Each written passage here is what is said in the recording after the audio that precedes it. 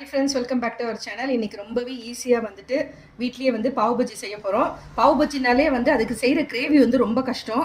ஆனால் இன்றைக்கி ஒரு 5 மினிட்ஸில் இந்த பாவ் பஜ்ஜி இதை நம்ம ரெடி பண்ண போகிறோம். எப்படி செய்கிறோன்னு பார்க்கலாம். ஒரு குழி கரண்டிக்கு எண்ணெய் ஊற்றியாச்சு. பிரிஞ்சியால் 2 பீஸாக கட் பண்ணியிருக்கேன். அதே மாதிரி ஒரு பட்டையை வந்து 2 துண்டாக கட் பண்ணி வச்சுருக்கோம். வெங்காயம் வந்து ஒரு பெரிய வெங்காயமாக எடுத்துக்கோங்க. பொடியாக கட் பண்ணிக்கணும். அதை சேர்த்துட்டு வதக்கி விட்டுருங்க. நம்ம பன்னீர் வச்சு இன்றைக்கி செய்ய போகிறோம். டேஸ்ட்டும் வந்து அசத்தலாக இருக்கும். வதக்கியாச்சு. அதே மாதிரி ஒரு பெரிய தக்காளியாக இருந்தால் 1 எடுத்துக்கோங்க. மீடியம் சைஸ் 2 இருந்துச்சு, சின்னதாக இருந்தால் 2 எடுத்துக்கோங்க. ஸோ வெங்காயம் தக்காளி நல்லா வதங்கணும்.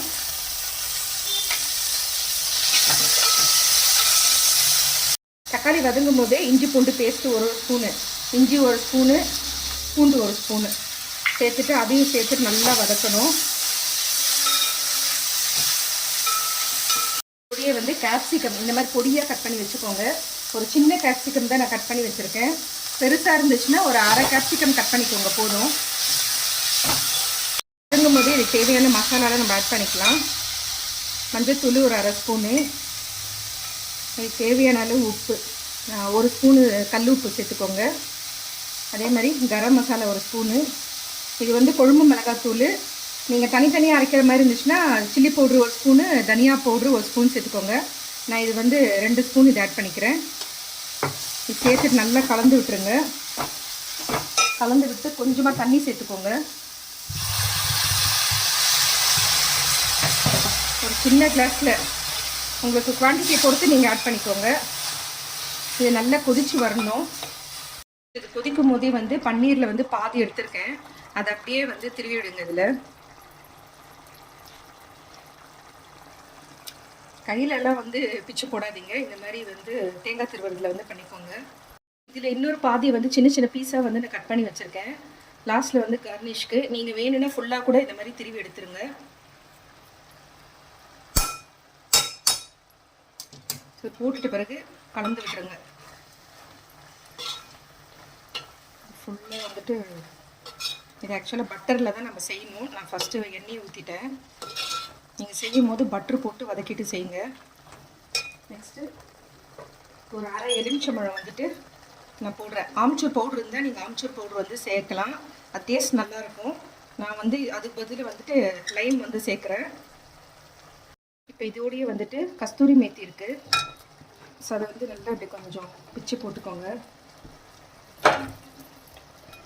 அவ்வளோதான், நம்மளுடைய பன்னீர் போட்டு பாவ் பஜ்ஜிக்கு மசாலா வந்து ரெடி ஆகிடுச்சு. அவ்வளோதான். இப்போ லாஸ்ட்டாக ஃபைனலாக வந்துட்டு பட்டர் கொஞ்சம் கட் பண்ணி போட்டுருந்தோம். ஒரு சின்ன பட்டர் பீஸ் போட்டுட்டு இப்போ நம்ம பாவுக்கு வந்து ரெடி பண்ணிக்கலாம். இது ரெடி ஒரு நேரத்துக்கு நான் தவாவும் வச்சுட்டேன். தவாவும் நல்லா சூடாகிடுச்சு. தவா வச்சாச்சு. ஒரு சின்ன பீஸ் வந்து பட்டர் நம்ம ஆட் பண்ணிடலாம்.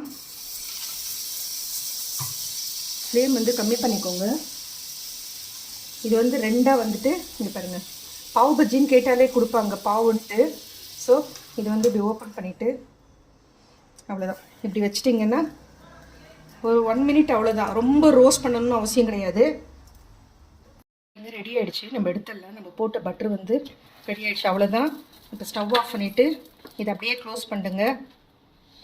அப்படியே இப்படி தட்டில் வச்சிடலாம்.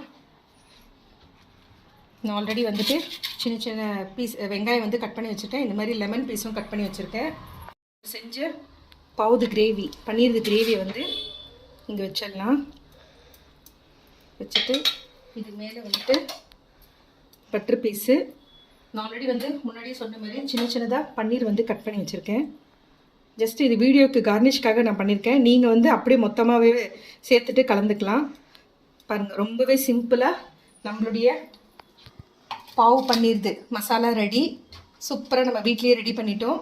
இந்த வீடியோ பிடிச்சிருந்தால் லைக் பண்ணுங்கள். புதுசாக பார்க்குறவங்க இருந்தால் சப்ஸ்கிரைப் பண்ணுங்கள். மறக்காமல் பெல் ஐக்கானை ப்ரெஸ் பண்ணுங்கள். அப்போ தான் நான் போடுற வீடியோ உடனுக்குடன் நோட்டிஃபிகேஷனில் வரும். Thank you friends. Take care. பாய்.